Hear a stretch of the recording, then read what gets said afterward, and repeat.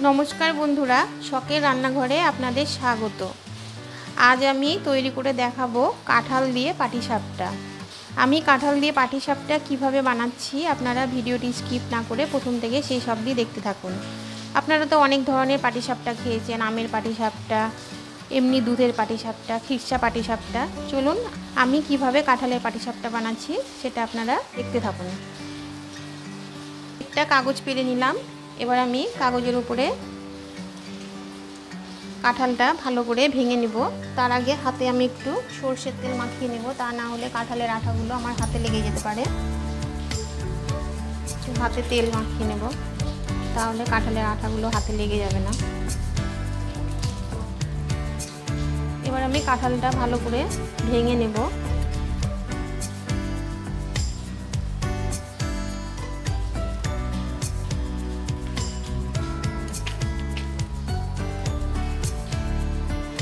আমি একটা একটা করে কাঁঠালের রুয়াগুলো বের করে নেব।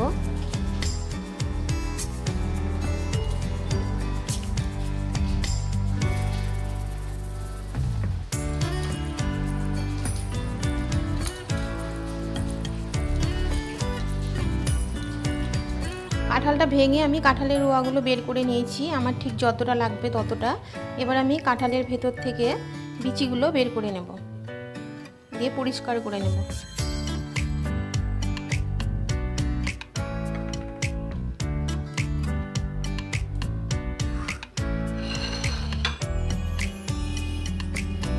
আমি এইভাবে কাঁঠালের ভেতর থেকে বিচিটা বের করে নেব।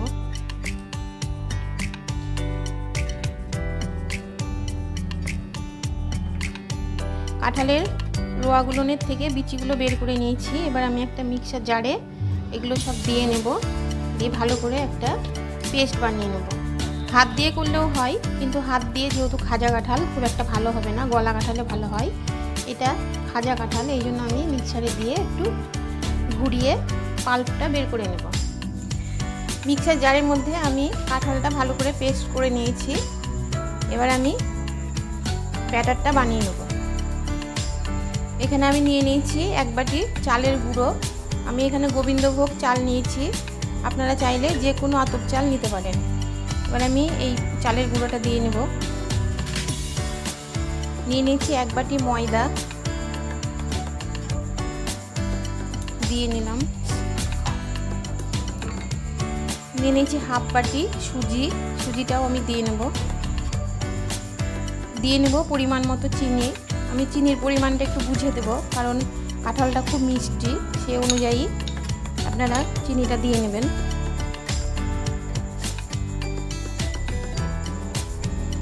দিয়ে নেব লিকুইড গরুর দুধ। আমি দুধটা জাল করে উষ্ণ ঠান্ডা করে নিয়েছি।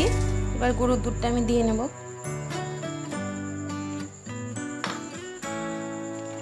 দিয়ে আমি ভালো করে মিশিয়ে নেব দুধটা।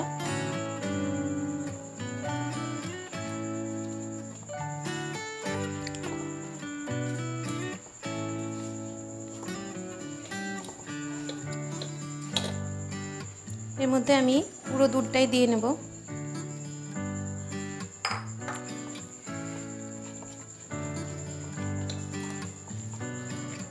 দিয়ে ভালো করে সমস্ত উপকরণের সাথে আমি দুধটা ভালো করে মিশিয়ে নেব।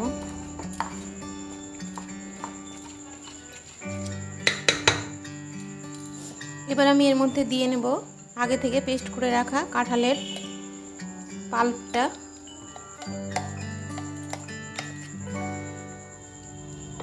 আমি অর্ধেকটা দিয়ে নিলাম এর মধ্যে। এবার আমি সমস্ত উপকরণগুলো একসাথে ভালো করে ফেটিয়ে নেব।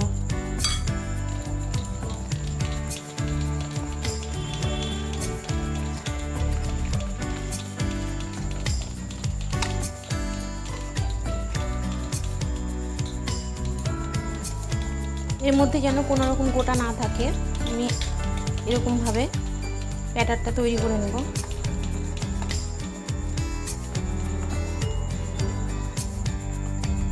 ব্যাটারটা আমার ভালোভাবে গুলিয়ে নেওয়া হয়ে গেছে। ব্যাটারটা একটু ঘন লাগছে, আমি এখানে আর একটু জল দিয়ে নেব, দিয়ে পাতলা করে নেব।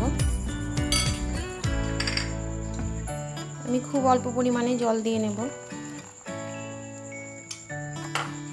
দিয়ে আমি আবারও ভালো করে ব্যাটারটা গুলিয়ে নেব।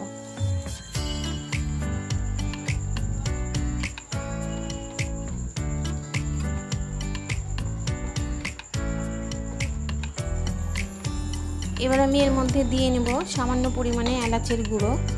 আমি চিনি দিয়ে এলাচের দানাগুলোকে বেটে নিয়েছি, হাফ চা চামচের মতো আমি একটু দিয়ে নিলাম, দিয়ে ভালো করে মিশিয়ে নেব। এখানে আমি আর একটা কথা বলে রাখতে চাই, অনেকে দেখেছি মিষ্টি খাবারে লবণ দেন। যারা লবণ পছন্দ করেন মিষ্টি খাবারে তারা অবশ্যই লবণ দেবেন। আমি যেহেতু মিষ্টি খাবারে লবণ পছন্দ করি না, সেই জন্য আমি দিলাম না। আপনারা চাইলে এর মধ্যে এক চুটকি লবণও দিতে পারেন।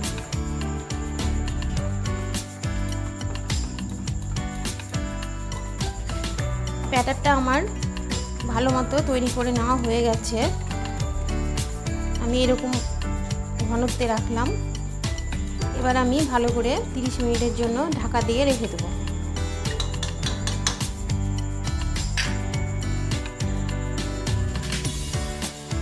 এবার আমি পাটিসাপটার পুরটা বানিয়ে নেব।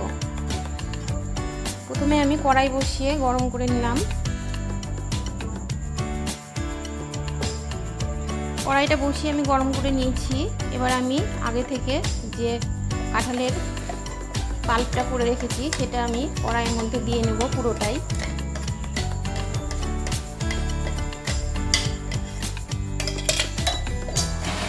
একটু ভালো করে নাড়াচাড়া করব এবং গ্যাসের ফ্লেমটা মিডিয়ামে রেখে আমি পুরটা বানিয়ে নেব পাটিসাপটা।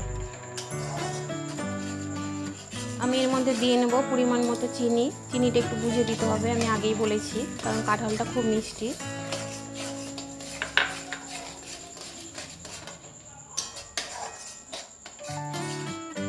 আর দিয়ে নেব আগে থেকে দুধ জাল করে ঘন করে ক্ষীর বানিয়ে রেখেছি, সেই ঘন দুধটা।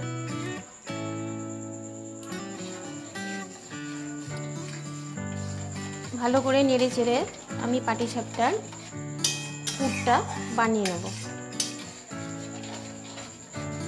আমি ভালোভাবে নেড়ে চেড়ে দুধ এবং কাঁঠালের মিশ্রণটা শুকিয়ে একটা পাটিসাপটার পুর তৈরি করে নেব।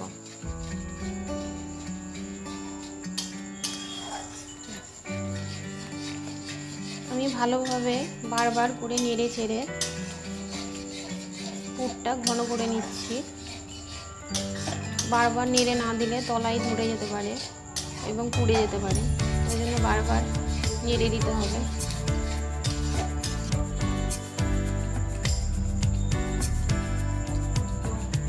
ব্যাটারটা অনেকটাই ঘন হয়ে এসেছে। এবার আমি এর মধ্যে দিয়ে নেব এলাচের দানা, যেটা আমি চিনি দিয়ে বেটে রেখেছি।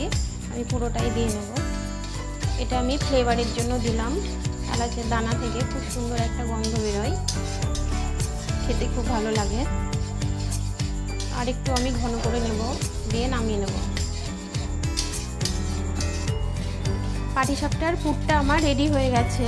এবার আমি নামিয়ে ঠান্ডা করে নেব।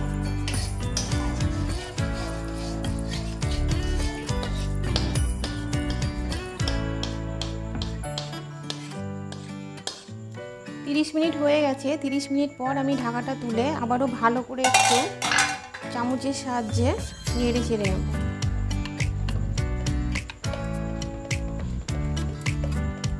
আমি এরকম ঘনত্বে রেখেছি ব্যাটারটা।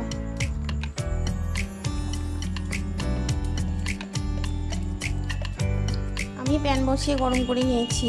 এবার আমি এর মধ্যে সামান্য পরিমাণে তেল দিয়ে নেব। একটা আলু কেটে নিয়েছি আমি। আপনারা চাইলে বেগুনের বোটা দিয়ে বা কলার ডগা দিয়েও করতে পারেন। আমার কাছে এই মুহূর্তে নেই, এই জন্য আমি আলু নিয়ে নিয়েছি একটা। আলুটা দিয়ে আমি ভালো করে তেলটাকে ঘুরিয়ে নেব চারিদিকে।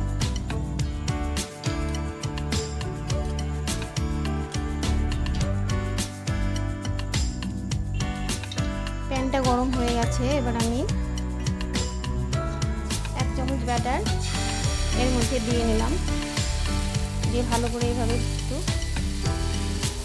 ঘুরিয়ে নেব।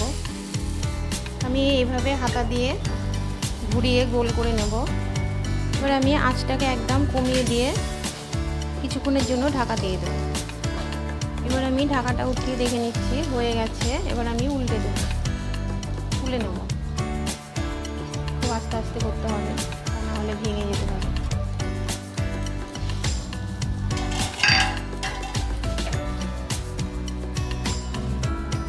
এবার আমি এর মধ্যে আমি যে আগে থেকে কাঁঠাল আর দুধের পুরটা করে রেখেছিলাম এটা দিয়ে নেব, দিয়ে উল্টে নেব ভালো করে, পাটিসাপটা শেপ দিয়ে নেব।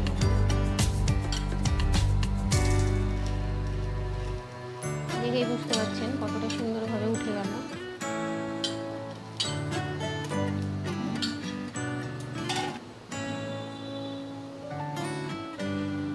এবার আমি আরেকটু তেল দিয়ে নেব চাটুর মধ্যে, দিয়ে যে আলুটা দিয়ে একটু তেলটা চারিধারে ঘুরিয়ে নেব। এটা দেখো, দিয়ে আমি আবারও 1 চামচ করে দিয়ে নেব। যতবার পাটিসাপটা ভাজবো ততবার ব্যাটারটা ভালো করে চামচ দিয়ে ঘুরিয়ে নিতে হবে, তা না হলে চালের গুঁড়ো তলাতে বসে যেতে পারে। আমি আবারও কিছুক্ষণের জন্য ঢাকা দিয়ে দেবো। ঢাকাটা তুলে নেব, হয়ে গেছে। এবার আমি এর মধ্যে আবারও কাঁঠালের পুরটা দিয়ে নেব,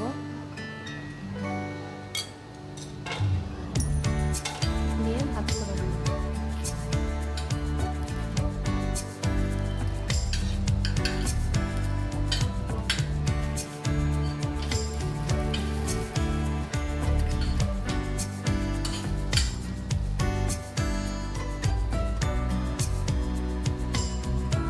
আমি এইভাবেই সমস্ত পাটিসাপটাগুলো ভেজে নেব। আমার কাঁঠালের পাটিসাপটা কমপ্লিট। আপনারা দেখলেন আমি কিভাবে কাঁঠাল দিয়ে পাটিসাপটা বানিয়ে দেখালাম। আমার এই কাঁঠালের পাটিসাপটা যদি আপনাদের ভালো লেগে থাকে অবশ্যই লাইক, কমেন্ট, শেয়ার এবং সাবস্ক্রাইব করতে ভুলবেন না। আমি একটা পাটিসাপটা ভেঙে দেখাচ্ছি, দেখুন কতটা সুন্দর এবং কতটা নরম হয়েছে। দেখুন পাটিসাপটাগুলো যেমন হয় জালিদার, এরকম জালিদার হয়েছে। আর দেখুন কতটা একদম নরম তুলতুলে, আর ভেতরে কাঁঠালের এই যে পুরে ভরা। আমার এই রেসিপি যদি আপনাদের ভালো লেগে থাকে অবশ্যই লাইক, কমেন্ট, শেয়ার এবং সাবস্ক্রাইব করতে ভুলবেন না। আপনারা ভালো থাকবেন, সুস্থ থাকবেন এবং আমার চ্যানেলের পাশে থাকবেন। আর অবশ্যই কাঁঠালের সিজনে একবার হলেও এই পাটিসাপটাটা করে খেয়ে দেখতে পারেন, খেতে খুব ভালো হয়। ধন্যবাদ।